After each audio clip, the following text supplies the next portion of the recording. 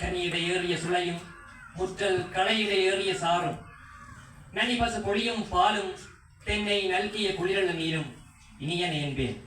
எனினும் தமிழை என்னுயிர் என்பேன் என்று என் தாய்மொழியாம் தமிழை வணங்கி விஞ்ஞான படிப்பகத்தினுடைய நவராத்திரி விழாவிலே இந்த பட்டிமன்ற நிகழ்வினை நடுவராக இருந்து எங்களுக்கெல்லாம் சாதகமாக தீர்ப்பு வழங்குவதற்கு காத்திருக்கின்ற எங்களுடைய தமிழ் ஆசான் புலவர் பெரிய ஐங்கன் அவர்களே, என் சக அணி பேச்சாளர்களே, எங்களிடம் மொக்கை வாங்குவதற்காகவே வந்திருக்கின்ற எங்களுடைய எதிரணியினரே, எங்களுடைய பேச்சுக்களை எல்லாம் ஆர்வமாக கேட்டுக் கொண்டிருக்கின்ற எங்களுடைய மாணவ மாணவி உங்கள் அனைவருக்கும் எனது இந்நேர வந்தனங்கள்.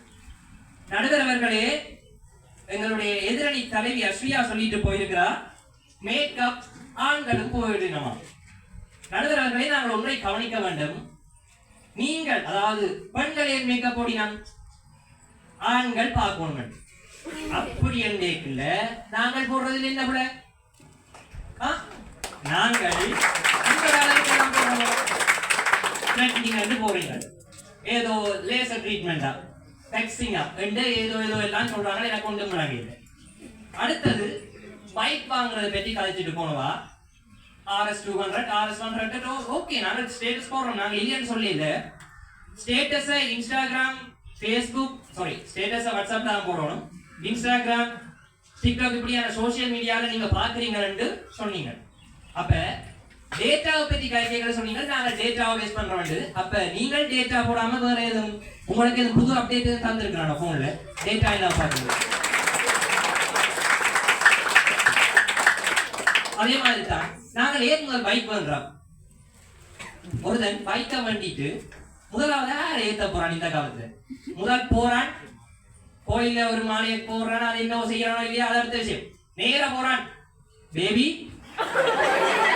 I am waiting outside of your home, please come fast. அந்த பேபியை தூக்கி கொண்டு ஊரா திரிகிறாங்க. அப்ப உங்களுடைய பெண்களுக்காகத்தான் எங்களுடைய ஆண்களும் பைக் வந்துகிறார்கள்.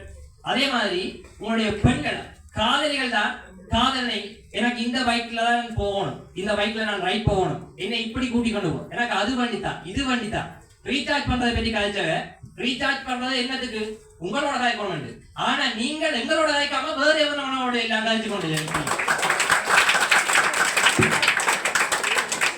அடுத்தது அஸ்வியா கூறிய இன்னொரு விஷயம், எங்களுக்கு வரலாறு தெரியாதுன்ற மாதிரி சொல்லிட்டு போனா ஓகே, நாங்கள் ஒத்துக்கொள்றோம், நாங்கள் மறந்துட்டோம்னே வச்சுக்கொள்வோம். சரி, இப்ப ஆண்களும் தானே வரலாற்று காலத்துல காதுல குண்டலம் போட்டவ, அது உங்களுக்கு தெரியாது. தமிழ் சேரட்டத்தானே தமிழ் படிச்சீங்க.